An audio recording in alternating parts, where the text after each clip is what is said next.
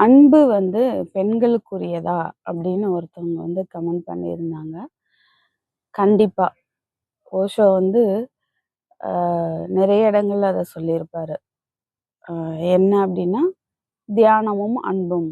தியானத்தினுடைய பாதை அப்படின்னா, அது வைராக்கியத்தினுடைய பாதை. அது வந்து ஒரு ஆண் தன்மை உடையது. இதே அன்பினுடைய பாதை அப்படிங்கிறது ஒரு பெண் தன்மை உடையது அப்படின்னு சொல்லியிருப்பாரு.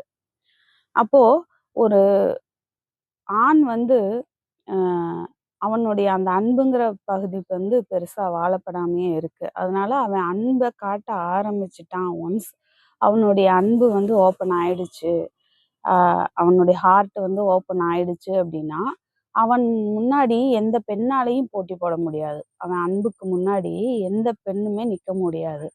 அதேபோல ஒரு பெண் வந்து கோவம் கொண்டா அப்படின்னா, எந்த ஆணுமே அவனுக்கு முன்னாடி நிக்க முடியாது. அந்த அளவுக்கு அவ வந்து அந்த கோவத்துல முழுமையா இருப்பா. ஏன்னா, அவளுடைய அந்த பகுதி பெரும்பான்மையா வாழப்படவே இல்ல அப்படின்னு சொல்றாரு.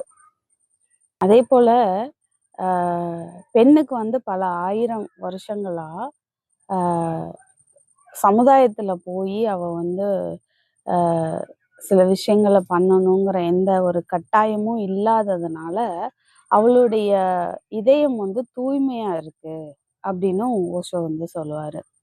அதனால ஆன்மீகத்துல ஆண காட்டிலும் பெண் வந்து ஒரு ஒரு படி முன்னாடி இருக்காங்க.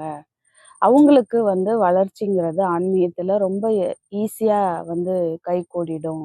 ஆண்கள காட்டிலும் அப்படின்னு வந்து ஓஷோ நிறைய இடங்கள்ல சொல்றாரு. ஏன்னா, அவ பெரும்பாலும் வந்து இதயத்துல வாழ்றா. அவ வந்து ரொம்ப உணர்வு பூர்வமானவள் அப்படின்னு சொல்றாரு. அ ஓஷோ சொல்றது எப்படி அப்படின்னா, மைண்ட்ல இருந்து ஹார்ட்டுக்கு, ஹார்ட்ல இருந்து பீயிங்க்கு அப்படின்னு சொல்லுவாரு. பீயிங் அப்படின்னா, அந்த இருப்பு நிலை, அந்த மைய நிலை அப்படின்னு வச்சுக்கலாம். மைண்டு தெரியும். அதாவது நமக்கு தாட்ஸ் ஓடுறது எல்லாமே மைண்டில தான். ஹார்ட் அப்படின்னா உணர்வுகள் வந்து எங்கேருந்து தோன்றுதோ அதுதான் இதயம். அதாவது மைண்ட் வந்து எல்லாத்துலேயுமே கால்குலேட்டிவா இருக்கும். கணக்கு போட்டு பார்க்கும். அதே இதயத்துக்கு வந்து அந்த கால்குலேஷன்ங்கிறது எதுவுமே தெரியாது. அது வந்து குடுக்க தான் விரும்பும். மைண்ட் வந்து எப்பவுமே வாங்கிக்க விரும்பும்.